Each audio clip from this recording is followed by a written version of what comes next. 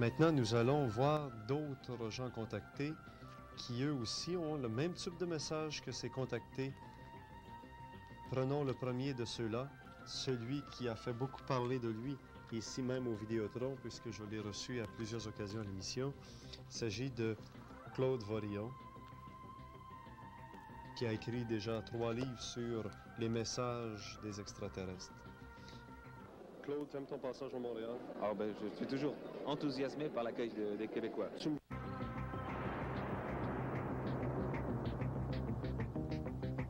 Eh bien, nous allons d'abord écouter la théorie de M. Claude Vorillon, sa théorie de bonne entente entre les hommes. Lorsqu'il le disait à un groupe de gens initiés qui font partie du mouvement raélien à Montréal. Le message a été conservé. C'est pas pour ça qu'il faut être un fanatique religieux. Mais la tradition a été conservée jusqu'à notre époque, jusqu'au temps de l'Apocalypse, car nous sommes maintenant, depuis 1945, dans l'âge de l'Apocalypse. Apocalypse, en grec, ça veut dire quoi? Ça veut pas dire la terre qui s'ouvre et le feu qui sort. Ça, c'est encore possible, mais ça n'a rien à voir. Ça veut dire... Apocalypsos, ça vient du grec et ça veut dire l'âge de la révélation. C'est-à-dire l'âge où on peut comprendre. Avant, on ne pouvait pas comprendre. Avant, quand on voyait un ange dans le ciel, on se mettait à genoux ou à plat ventre et on se mettait à prier. Maintenant, on dit, tiens, une soucoupe volante. On commence à être un peu ouvert sur l'infini. Et ça, c'est capital. Et nous arrivons donc à notre époque, donc, qui est l'âge de l'Apocalypse. L'âge où les hommes peuvent comprendre et aussi l'âge où ils sont placés devant un choix crucial, où ils sont non violents, fraternels, où ils ont de l'amour les uns pour les autres. Et nous allons entrer dans l'âge d'or, une vie paradisiaque sur Terre, où ils sont violents, agressifs, ils vont s'autodétruire. Il y aura une catastrophe nucléaire finale qui fera que tous les hommes sont détruits, sauf quelques-uns qui seront sauvés toujours par les extraterrestres, par les Elohim, qui nous surveillent en permanence. Voilà. Alors ça, c'était la révélation du livre de Qui dit la vérité, du premier livre, donc. Et tout récemment, le 7 octobre, je me suis retiré dans une petite région de France très belle qui s'appelle le Périgord. Un engin est apparu de nouveau, et cette fois-ci, ils m'ont emmené sur leur planète, où je suis resté pendant 24 heures, donc.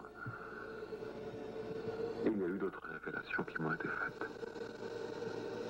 Mais le plus important, c'est l'origine de l'humanité. Et puis, le plus important de cette deuxième révélation, c'est qu'il y a 9 chances sur 10, malheureusement, pour qu'il y ait une destruction finale de l'humanité. Par elle-même. Parce que nous ne sommes pas intelligents, parce qu'il ne faut pas être intelligent pour accumuler suffisamment d'armes atomiques pour qu'un centième seulement vitrifie la Terre. C'est une preuve de bêtise, donc nous ne méritons pas d'exister à ce moment-là. C'est en quelque sorte, si on pousse les choses à l'extrême, une sélection naturelle à l'échelon interplanétaire. C'est pour ça qu'ils n'interviennent pas pour nous aider. On pourrait dire, mais pourquoi ils ne font rien pour nous aider? Ils ne font rien parce que c'est à nous de voir si on veut s'en sortir ou pas. Nous sommes adultes. Et il serait dangereux, à leur avis, de nous aider. Parce qu'en nous aidant, on nous permettrait de devenir, d'acquérir un niveau de civilisation interplanétaire sans avoir dominé notre violence et notre agressivité.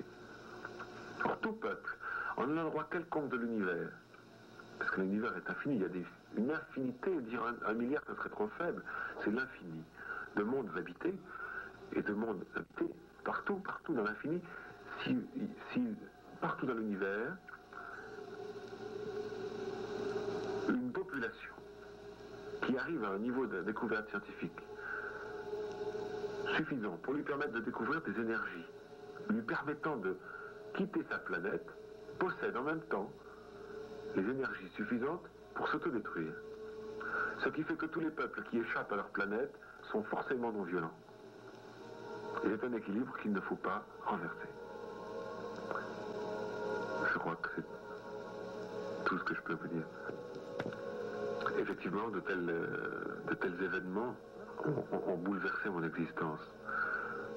Parce que ça s'est passé en deux étapes, en quelque sorte. Il y a eu d'abord la première rencontre du 13 décembre 1973, donc, où il y a eu la révélation du message passé, de la justification, de l'explication de l'origine de l'humanité, qui m'a changé qui a changé ma vie. J'étais journaliste dans une revue de sport automobile, ce qui n'a strictement rien à voir. Et puis, bon, ça a bouleversé ma vie, mais pas tellement. Ça a bouleversé ma vie parce que ça a changé ma profession. Je me suis consacré à 100% à ça, mais en témoin. On me disait parle, et je parlais. Mais je parlais pour les gens qui voulaient bien écouter, et puis je racontais sans pouvoir.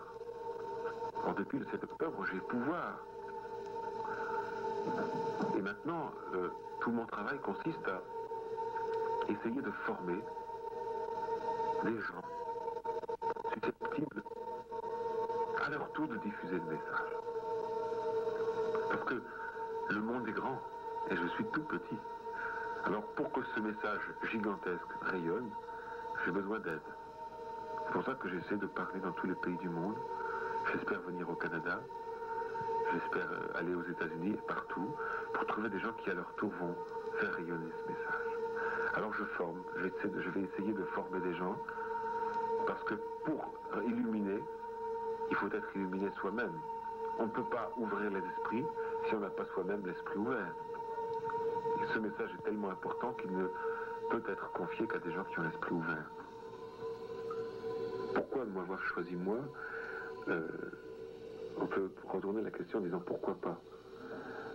C'est pas important que ce soit moi ou un autre, surtout que c'est pas un choix. Ils ne sont pas dit tiens celui-là il est pas mal. Ça s'est pas du tout passé comme ça puisqu'ils ont décidé de me choisir avant même que j'existe. C'est-à-dire qu'ils ont choisi en fait mes parents et qu'ils ont guidé toute ma vie pour que je sois disponible au moment où ça s'est passé, que je sois là où j'étais, dans l'état d'esprit où j'étais au moment où ça s'est produit. Lors de cette deuxième rencontre, donc, il y a un engin, identique à la première fois, dans lequel je suis monté et qui m'a emmené sur une autre planète. On a d'abord fait une étape. Ils ont une base artificielle, donc, située relativement près de la Terre. Et dans cette base, nous avons changé d'engin, nous en avons pris un autre, et nous sommes allés sur une autre planète. Et là, j'y ai vu et j'y ai appris des choses extraordinaires. Alors, on croit ou on ne croit pas, évidemment. Mais je dis toujours ça aux gens, vous savez, si vous ne me croyez pas, c'est extraordinaire, c'est merveilleux. Les gens me disent aussi, ça, je ne sais pas si c'est vrai, mais c'est beau. Alors ça a au moins le mérite d'être beau, même si on ne veut pas croire.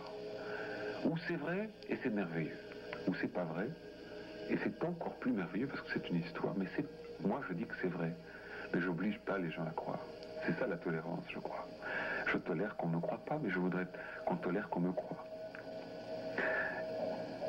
Eh bien, sur cette planète, j'ai tout simplement été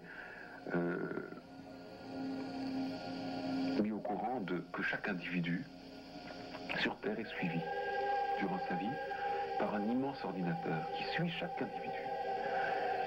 Et chaque acte des individus est jugé.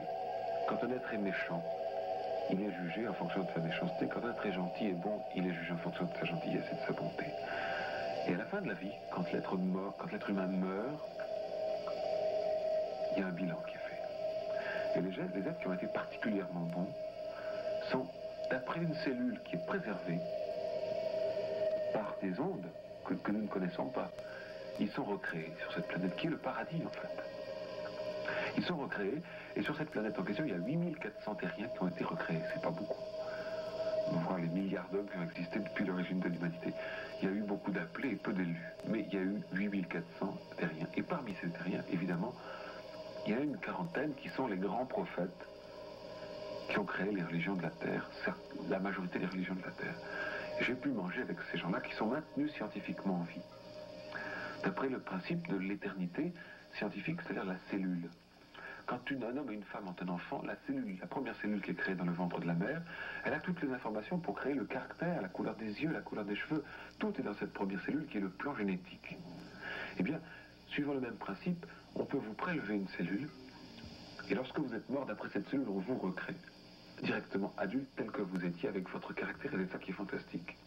Et avec votre mémoire et vos souvenirs, votre personnalité réelle.